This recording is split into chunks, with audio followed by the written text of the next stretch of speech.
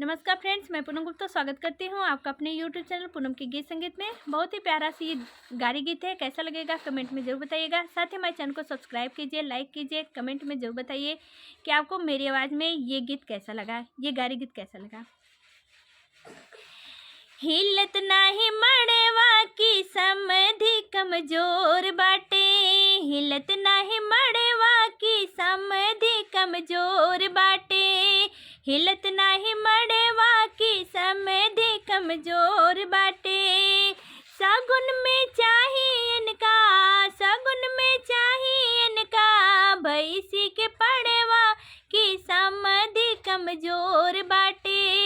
हिलत नाही मड़वा की समधि कमजोर बाटे, हिलत नाही मड़वा की समधि कमजोर बाटे।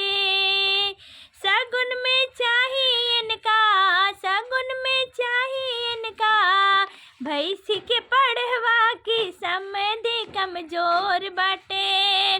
जेठौत कमजोर बाटे, हिलत नाही मड़वा की जेठौत कमजोर बाटे, हिलत नाही मड़वा की जेठौत कमजोर बाटे।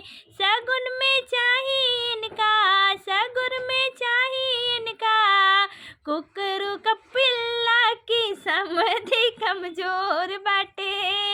हिलत नाही मड़वा की समधि कमजोर बाटे, हिलत नाही मड़वा की देवरू कमजोर बाटे, हिलत नाही मड़वा की देवरू कमजोर बाटे। इनका के चाही सगुन, इनका के चाही सगुन, गैया के बछड़ा की समधि कमजोर बाटे। हिलत नाही मड़वा की समधि कमजोर बाटे।